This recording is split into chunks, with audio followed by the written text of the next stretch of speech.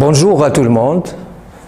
Dans le cadre de l'opération d'enseignement à distance initiée pour vous par le ministère de l'Éducation nationale et de la formation professionnelle et aussi de la recherche scientifique, je vais vous présenter aujourd'hui une autre capsule d'exercice relative à la leçon sur l'équivalence des effets de commerce en rapport avec votre programme de comptabilité et mathématiques financières niveau première année. Alors au départ, je vais vous rappeler un petit peu ce qu'on a déjà traité ensemble dans le cadre de la leçon. Alors on a présenté notre leçon en deux périodes. D'abord, on a parlé de l'équivalence entre un effet et un autre effet. Et en deuxième lieu, on a parlé de l'équivalence entre un effet et plusieurs effets. J'ai déjà présenté pour vous une capsule d'exercice. La première qu'on a déjà présentée.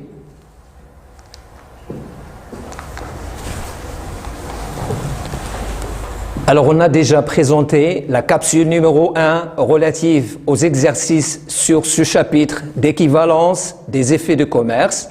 Et aujourd'hui, on va faire une autre capsule d'exercice pour qu'on puisse avoir l'occasion de diversifier un peu les exercices et de maîtriser le principe de calcul relatif au renouvellement des effets. Alors, comme principe général, j'ai dit la dernière fois que lorsque le client a des difficultés de paiement d'un effet de commerce, il peut proposer à son fournisseur de lui rédiger une autre traite à une échéance un peu lointaine pour qu'il aura la capacité de payer au moment. Alors, on va commencer notre exercice et c'est l'exercice 1. Alors, un effet de 3650 dirhams à échéance le 20 septembre est équivalent à un autre effet de 3709,49 échéant le 10 novembre. Le taux d'escompte est de 11,25%. Notre travail à faire, c'est de déterminer la date d'équivalence de ces deux effets. Alors, comme énoncé, on a la valeur nominale de l'effet 1, on a l'échéance de l'effet 1, qui est le 20 septembre. Cet effet, il est équivalent à un autre effet de valeur nominale 3709,49 et échéance le 10 novembre. Le travail à faire, c'est de déterminer la date d'équivalence où les deux effets sont équivalents. Alors, comme corrigé, je vais vous proposer d'abord de poser N1 comme le nombre de jours à courir entre la date d'escompte et la date d'échéance pour l'effet numéro 1.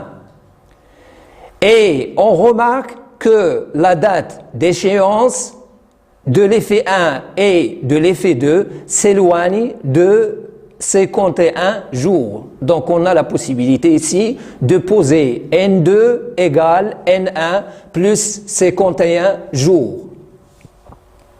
Alors, retenez bien N1, N2 égale N1 plus 51. On aura besoin. Détermination d'abord de la valeur actuelle de chaque effet le jour de l'équivalence. Alors, le jour de l'équivalence, on a l'égalité entre les deux valeurs actuelles. A1 moins A1T N1 sur 36 000 égale à A2 moins A2T N2 sur 36 000. On commence les calculs, mais on a comme inconnu N1 et N2. Alors le jour de l'équivalence, les deux effets sont équivalents. Donc on va poser la formule générale d'équivalence entre un effet et un autre. On va effectuer un certain nombre de calculs et on aura comme résultat de départ la valeur nominale de l'effet 1 qui est de 3650 moins 1,140625 fois N1 égale 3709,49 qui est la valeur nominale de l'effet 2 moins 1,159215 etc. fois N2. Alors ensuite on va remplacer le N2 par N1 plus 51 et on aura comme inconnu N1. On va effectuer les calculs et en dernier lieu, on aura N1 égale 0,37 sur 0,019 et donc N1 égale à peu près 19,47 et donc c'est 20 jours. Donc le nombre de jours à courir entre la date d'escompte et la date d'échéance de l'effet 1 est de 20 jours. Je vais donc vous proposer un schéma. Alors ici, vous avez la date d'escompte. Ici, vous avez la date d'échéance de l'effet 1 et ici, vous avez la date d'échéance de l'effet 2. On a déterminé N1 ici, donc c'est N1 qui est de 20 jours et N2 qui est de 20 plus 51, ça va être 71 jours. Et donc, il faut revenir en arrière du 20 septembre vers la date d'escompte. Et donc, la date d'escompte, c'est le 31 août. On va passer à un exercice 2.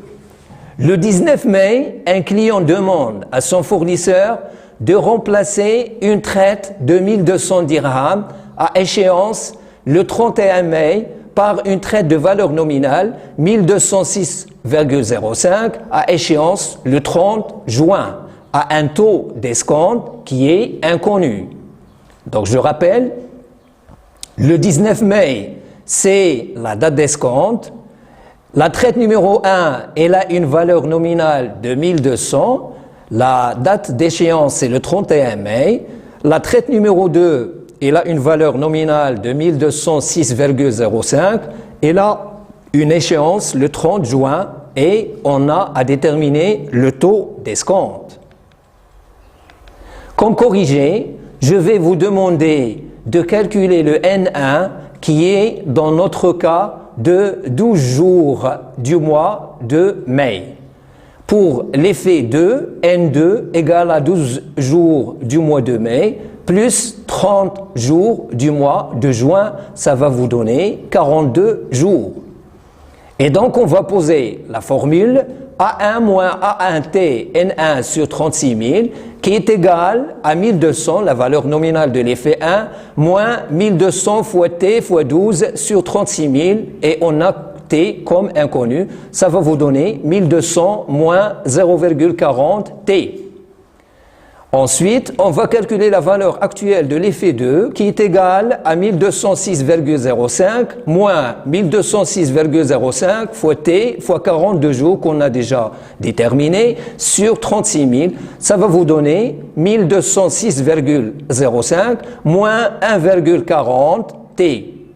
Le jour de l'équivalence, il y a équivalence entre les deux effets, entre les valeurs actuelles des deux effets. On pose donc 1200 moins 0,40 T égale 1206,05 moins 1,40 T. Alors, tout calcul fait, vous allez trouver T égale à 6,05 sur 1,007 et donc c'est à peu près 6%. Je vais passer maintenant à un autre exercice, c'est l'exercice 3. Alors, la somme des valeurs nominales de deux effets est égale à 48 000 dirhams. L'échéance moyenne de ces deux effets a eu lieu dans 45 jours. La somme des escomptes supportés par ces deux effets s'élève à 360 dirhams. Comme question 1, c'est calculer le taux d'escompte. Comme question 2, l'un des deux effets a pour valeur nominale 36 000 et son échéance aura lieu dans 30 jours. Calculez le nombre à courir 2 jours pour l'autre effet. Alors je peux vous rappeler un petit peu le contenu de l'énoncé qu'on a ici à l'exercice 3. On a la somme des valeurs nominales de deux effets égale 48 000. L'échéance moyenne, c'est le cas où l'effet de remplacement est là une valeur nominale qui est égale à la valeur ou bien la somme de la valeur nominale des deux effets qu'on veut remplacer. Alors on commence par calculer le taux d'escompte d'abord.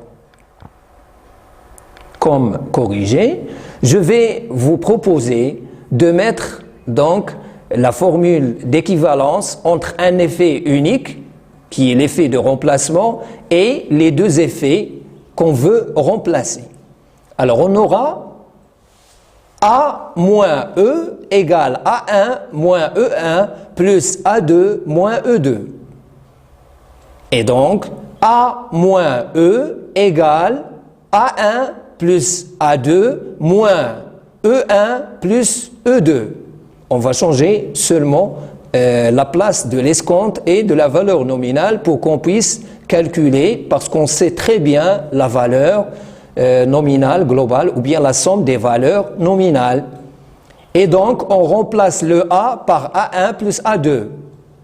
Tout calcul fait, on aura donc l'égalité, après simplification, on aura E égale E1 plus E2 qui est égal à 360 comme donnée. On va poser la formule de calcul de l'escompte de l'effet unique qui est égal à A fois T fois N sur 36 000 qui est égal à 360 dans notre cas. Et donc T égale 360 fois 36 000 sur A fois N, tout calcul fait, vous allez trouver le taux égal à 6%. Alors, j'espère que vous avez appris donc le contenu des exercices que j'ai présentés jusqu'à ici. Alors, 2, c'est calculer le nombre de jours à courir pour l'effet 2. Alors, on sait très bien que la valeur nominale de l'effet 1 égale à 36 600.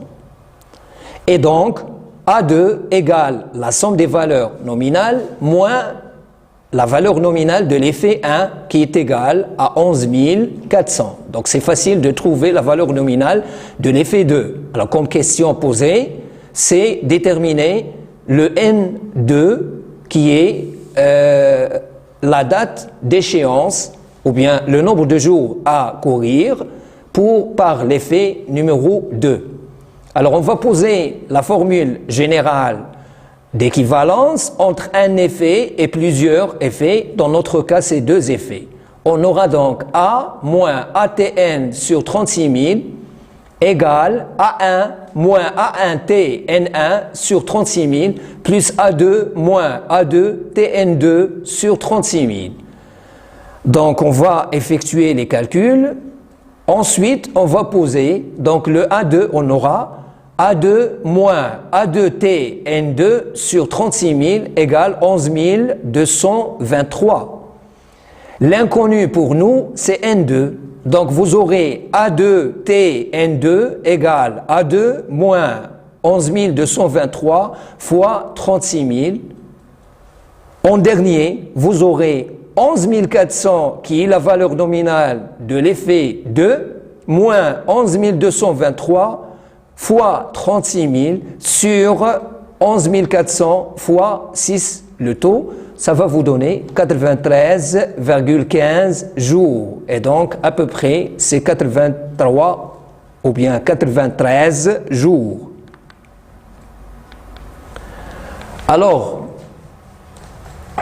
L'exercice 4, l'énoncé, le 14 avril, un débiteur désire remplacer 3 effets. Le premier, il a une valeur nominale de 2100 et échéant le 20 juin. Le second, il a une valeur nominale de 3600 échéant le 20 juillet. Le troisième effet, c'est il a une valeur nominale de 2605 échéant le 10 août. On veut remplacer ces 3 effets par un effet unique de valeur nominale 8305 qui est la somme des valeurs nominales des 3 effets. Et donc la question, c'est de calculer la date d'échéance de cet effet unique au taux de 12%. Donc pour qu'on puisse proposer une solution à ce problème, on doit poser la formule d'équivalence entre un effet unique et les 3 effets qu'on a ici et effectuer les calculs simples pour déterminer la date d'échéance de l'effet unique. Alors, comme corrigé, je vais commencer d'abord par calculer la période à courir de chaque effet. Alors, comme rappel, nous avons le 14 avril comme date d'escompte. Nous avons la date d'échéance. Pour le premier, c'est le 20 juin. Pour le deuxième, c'est le 20 juillet. Et pour le troisième, c'est le 10 août. Donc, au départ, on a dit N1, c'est pour se rappeler. N1 égale 16 jours du mois d'avril, 31 jours du mois de juin, de mai et 20 jours du mois de juin, ça va vous donner 67 jours. Pour le second effet, vous avez 16 jours du mois d'avril, 31 jours du mois de mai, 30 jours du mois de juin et 20 jours du mois de juillet. Pour le troisième, vous avez 16 jours du mois d'avril, 31 jours du mois de mai, 30 jours du mois de juin, 31 jours du mois de juillet et 10 jours du mois d'août. Ça va vous donner 118 jours. Donc au départ, on doit poser la formule de calcul général ou bien d'équivalence entre un effet unique et 3 autres effets de l'autre côté. On aura donc A moins A fois 10 fois N sur 36 000 égale la valeur nominale de l'effet 1 moins l'escompte de l'effet 1 plus la valeur nominale de l'effet 2 moins l'escompte de l'effet 2 plus la valeur nominale de l'effet 3 moins l'escompte de l'effet 3. Vous aurez donc d'un côté A moins l'escompte de l'effet unique égale 8039,23.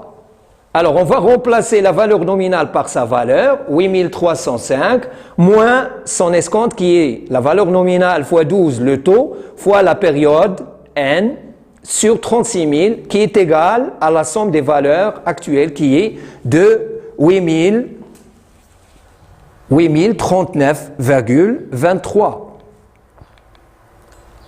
Donc, on va effectuer les calculs. Vous aurez 8305 moins 2,76 N égale 8039,23. Vous allez effectuer les calculs, c'est simple. Vous allez trouver N égale 96 jours.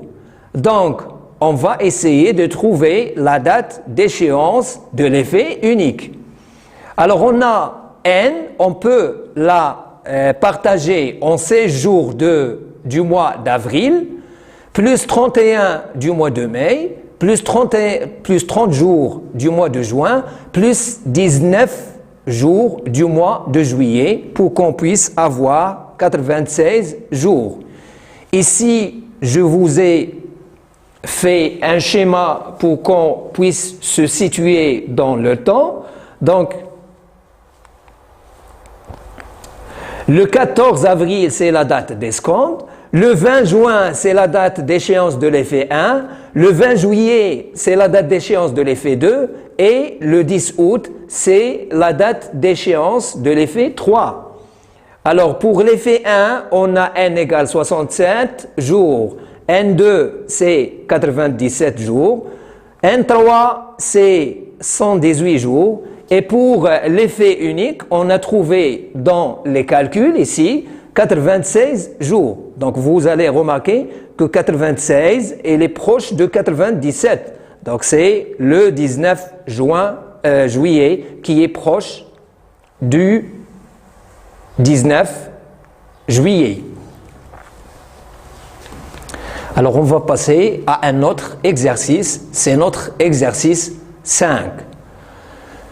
Une entreprise est dans l'incapacité d'honorer le paiement d'un effet de 28 000 dirhams, dont l'échéance est le 31 juillet.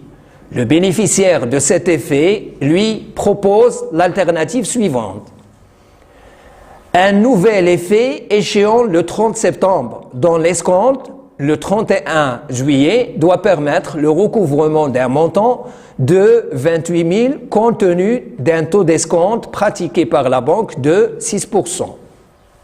Deuxième proposition, 3 effets nouveaux de valeur nominale égale à 9 425 chacune, ou bien chacun, échéant le 31 août. Pour le premier, la date d'échéance c'est le 31 août, et pour le second, c'est le 30 septembre.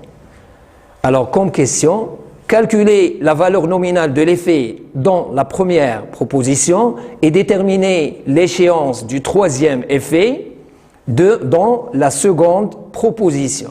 Je peux rappeler un petit peu donc le principe ici. Alors, une entreprise, le client, il a des difficultés financières et le jour de l'échéance, il a demandé à son fournisseur de renouveler la traite pour qu'il puisse payer au moment. Alors le fournisseur lui a proposé 2 alternatives, soit l'une, soit l'autre.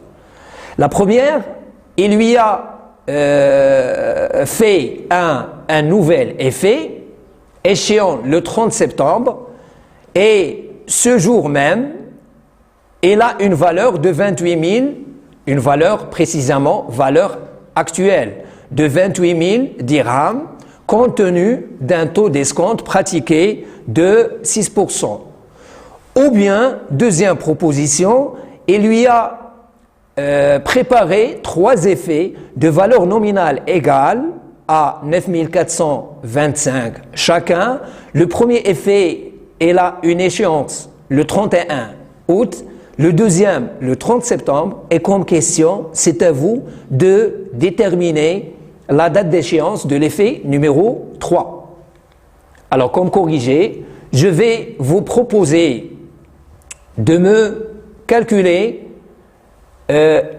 ou bien de poser d'abord l'équivalence, la formule d'équivalence. Dans la première, on veut remplacer un effet par un autre effet.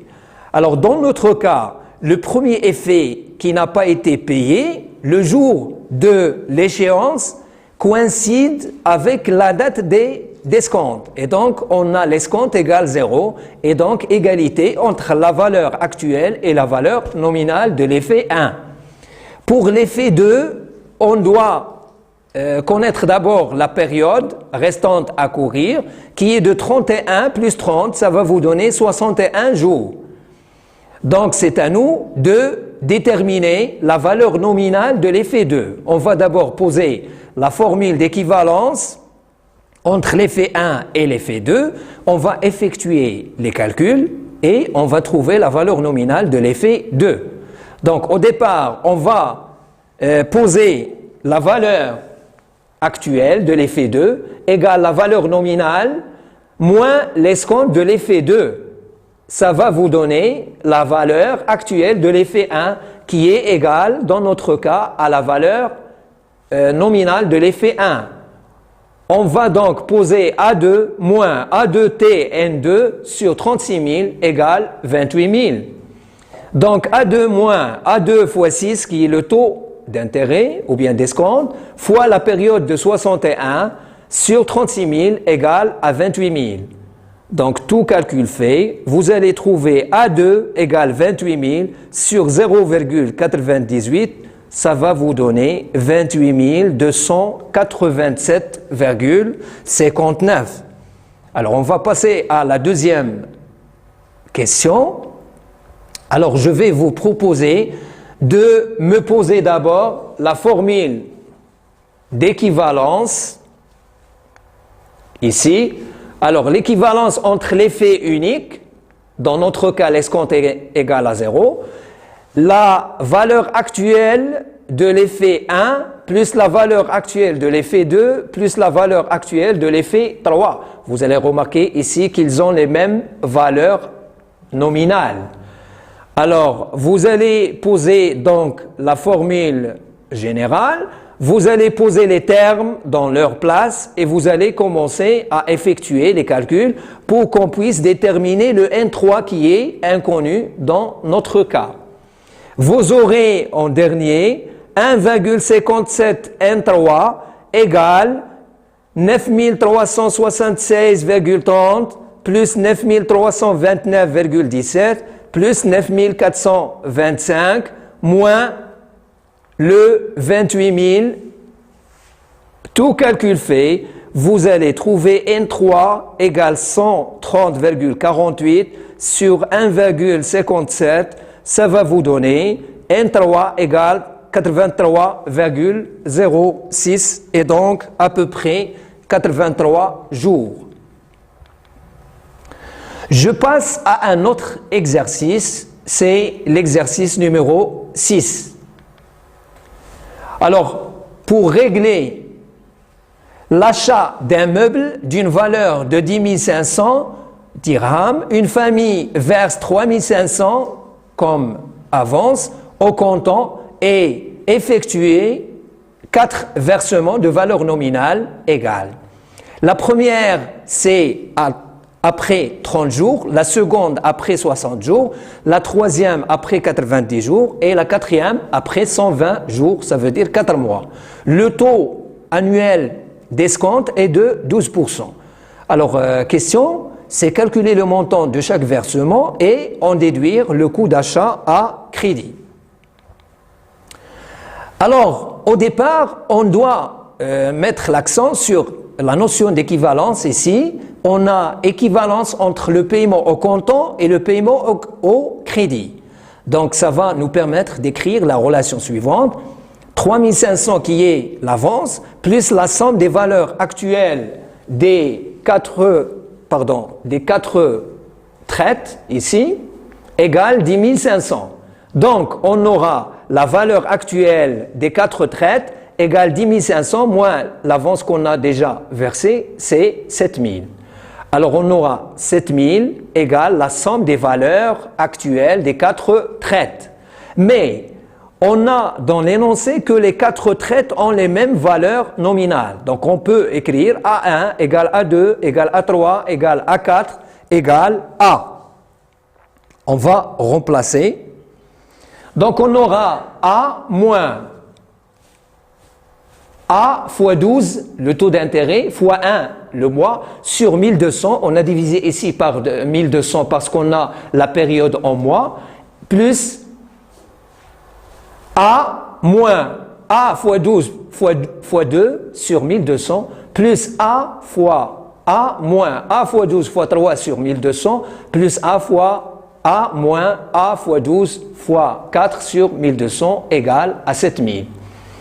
Alors, on va voir qu'on a A plus A plus A plus A, ça va vous donner ici 4A, moins, on va faire en facteur A fois 12 sur 1200, facteur de 1 plus 2 plus 3, les mois, plus 4 égale à 7000. Et donc, vous aurez 4A moins A fois 0,01 fois 10 égale 7000. Donc, on aura 3,90A égale 7000. Vous aurez A égale 1794,87. Le montant de chaque versement dans notre cas, c'est 1494,87. 87. Donc le coût d'achat à crédit, c'est 3500 comme avance, 3500 comme avance, plus 4 fois 1794,87, ça va vous donner 10 679,48. Donc vous allez remarquer ici une différence par rapport à 10 500 d'une valeur de 179,48. C'est clair, donc c'est 179,48, c'est le coût de crédit. Alors, j'espère que vous avez bien maîtrisé l'ensemble des calculs relatifs à la leçon sur l'équivalence des effets que vous avez au programme dans la partie 4 pour la matière comptabilité et mathématiques financières du niveau première année économique. Donc, je vous souhaite bonne chance. Je serai à votre disposition pour des capsules à venir en vue de vous présenter les chapitres qui vont être dans votre programme de l'année. Et merci.